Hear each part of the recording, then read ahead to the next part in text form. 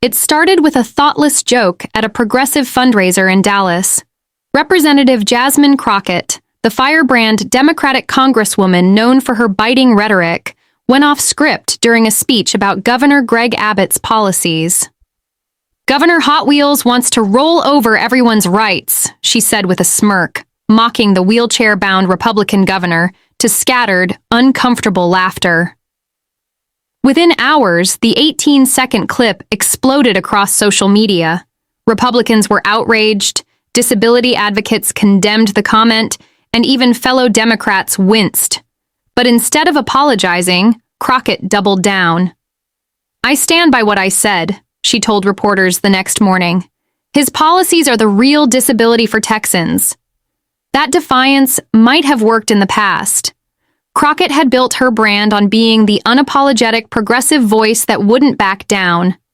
A first-term congresswoman from Texas's 30th district, she'd quickly made a name for herself with fiery floor speeches that went viral on social media.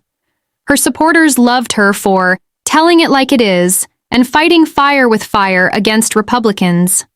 But beneath the rising star narrative, concerns had been growing about Crockett's tendency to cross lines that even other progressives wouldn't. 3 months earlier, she'd suggested that Senator Ted Cruz needed to be hit over the head, and I mean hard. When asked to clarify, she dismissed critics as pearl clutchers who can't handle straight talk. Last month, she told a reporter that Justice Samuel Alito was basically a domestic terrorist in a robe. Each controversy followed the same pattern: outrage, doubling down, and then moving on to the next headline-grabbing statement. Enter Kash Patel. What Crockett didn't realize was that Kash Patel, the former high-ranking intelligence official with a reputation for methodical precision, had been quietly gathering evidence of her pattern of inflammatory rhetoric. For months, he'd been building a case that would expose not just her words, but the character behind them. Patel represented everything Crockett dismissed. A former Pentagon official, National Security Council staff, and Department of Justice prosecutor, Patel had built his reputation on being deliberate, fact-driven, and strategically patient. While others in Washington chased viral moments, Patel had developed a methodical approach to accountability that relied on overwhelming evidence rather than emotional appeals. "I've watched Representative Crockett's behavior for months now," Patel would later explain. "This isn't about politics. It's about a disturbing pattern that should concern Americans regardless of party." Mounting pressure. As controversy swirled, Crockett's staff sensed trouble. "This one feels different," her communications director Alicia Mendez told senior staff in a leaked text message. "We're getting calls from supporters asking us to walk this back." But Crockett wasn't interested in walking anything back.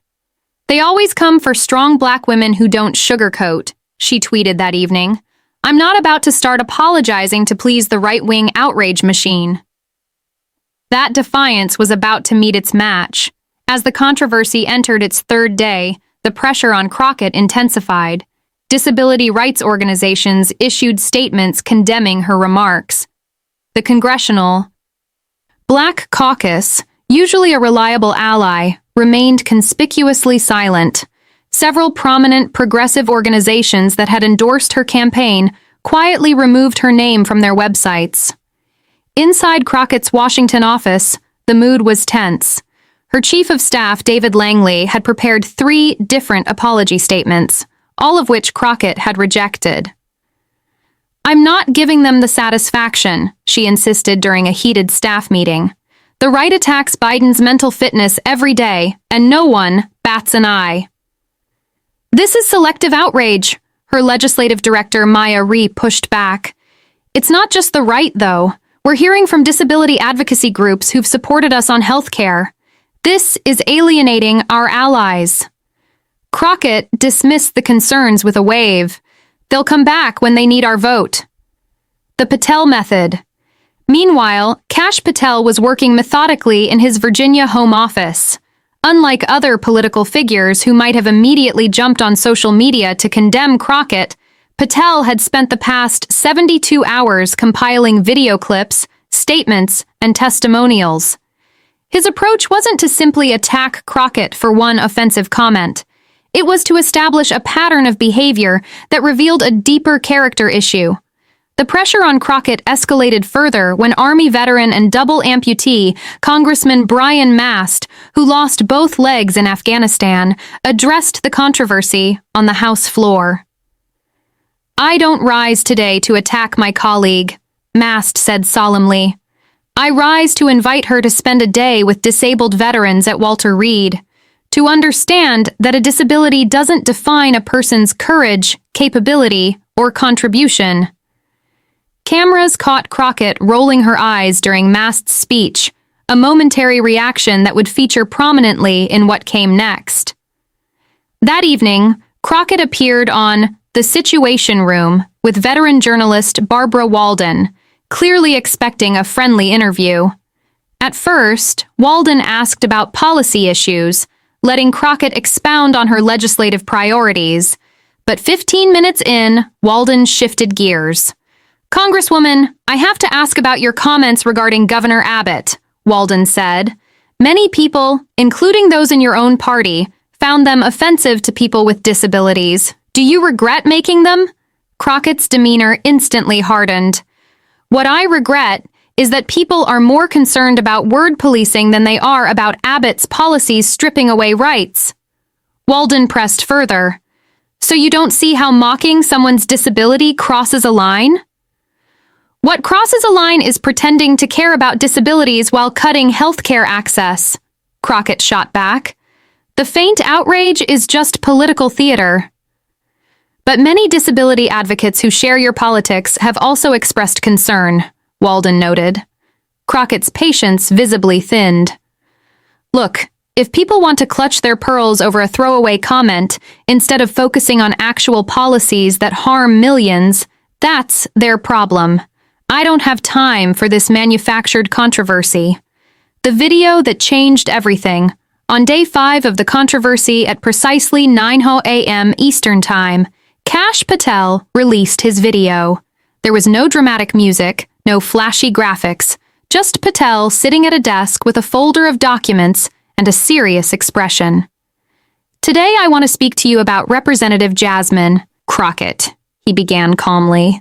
"Not just about her recent mockery of Governor Abbott's disability, but about a disturbing pattern of behavior that should concern all Americans who value decency and accountability in public service." What followed was a masterclass in methodical exposure. For 22 minutes, Patel laid out evidence of Crockett's history of inflammatory rhetoric, not with anger or partisanship, but with the precision of a prosecutor building a case. He showed clip after clip of Crockett making dehumanizing comments about political opponents, followed by her dismissive responses when called out. "This isn't about left versus right," Patel explained midway through the video. "This is about the basic standard of human dignity we should expect from anyone in public office. When you mock a disability, you're not attacking a policy position. You're attacking a human characteristic that millions of Americans live with every day." The video wasn't just about Crockett's original comment. It was about her response to criticism.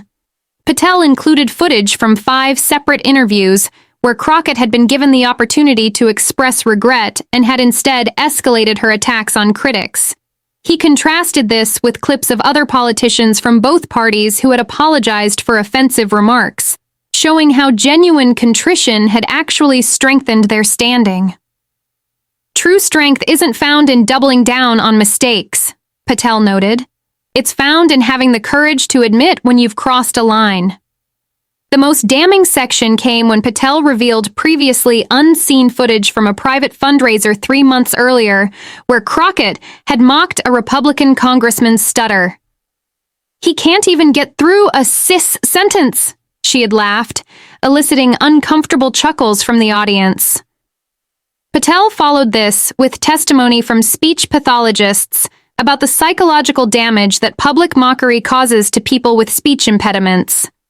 Patel also included comments from former Crockett staffers who described a workplace where mockery of political opponents' personal characteristics was commonplace and concerns about crossing lines were dismissed as weakness. "What we're seeing isn't a one-time slip of the tongue," Patel explained. "It's a pattern of behavior that reveals character and character matters in public service." The video ended not with a call for Crockett's resignation, but with a challenge. Representative Crockett has an opportunity now. She can continue attacking those who express concern, or she can demonstrate the kind of growth and self-reflection that true leadership requires. The choice is hers, but the judgment belongs to the American people. The fallout within hours, the video had been viewed over 2 million times. Major networks picked up the story with headlines like, "Patel's methodical exposé leaves Crockett reeling," and "The case against Crockett, Patel's viral takedown changes the narrative." Political analysts from across the spectrum noted the effectiveness of Patel's approach. "He didn't just attack her," noted Democratic strategist Carlos Mendez on MSNBC. "He built a case with evidence that even her supporters can't easily dismiss." By that evening, prominent Democrats who had remained silent began issuing statements distancing themselves from Crockett's comments. Senate. Majority Leader Chuck Schumer told reporters, "Mocking disabilities has no place in our political discourse. I hope Representative Crockett will reflect on the impact of her words." Inside Crockett's office, panic was setting in. Her staff huddled in the conference room, watching Patel's video in stunned silence. "How did he get that fundraiser footage?" one aide whispered. "Who else has he talked to?" Her chief of staff finally broke the silence. "We need to get ahead of this. A sincere apology right now might still save this situation." Crockett, who had been uncharacteristically quiet, finally spoke. "Fine, draft something, but I'm not groveling." It was too little, too late. The apology, when it came via a Twitter statement that evening, felt forced and political. "If my comments caused offense, I regret that," she wrote, without directly acknowledging the mockery or addressing the broader pattern Patel had exposed. The damage was done. Patel had succeeded not through partisan attacks, but by letting Crockett's own words and actions speak for themselves. A lesson learned. 7 days after Patel's video, Crockett finally held a press conference. Gone was the defiance that had characterized her earlier responses. Looking tired and subdued, she read from prepared remarks. "I want to sincerely apologize for my comments about Governor Abbott," she said, her voice lacking its usual confidence. "They were inappropriate and hurtful, not just to him, but to millions of Americans with disabilities. I've spent the past week listening and learning, and I recognize that I've developed patterns of rhetoric that cross important lines." The apology came too late to fully repair the damage. While some accepted it as genuine, many noted that it came only after the political consequences became unavoidable. The narrative had shifted permanently. Crockett was no longer the bold truth-teller she had portrayed herself as. She was a cautionary tale about the difference between fearless advocacy and reckless cruelty. 6 months later, Crockett faced her toughest battle yet, a primary challenge from State Senator Marcos Rodriguez, who promised to advocate progressive policies with dignity and respect. Early polling showed Rodriguez with a 7-point lead. The lesson was clear and transcended politics. Character matters. How public figures respond to criticism often reveals more than the original offense. And in an era of reflexive partisanship, sometimes the most powerful accountability comes not from attacking opponents, but from methodically presenting the truth and trusting people to recognize it.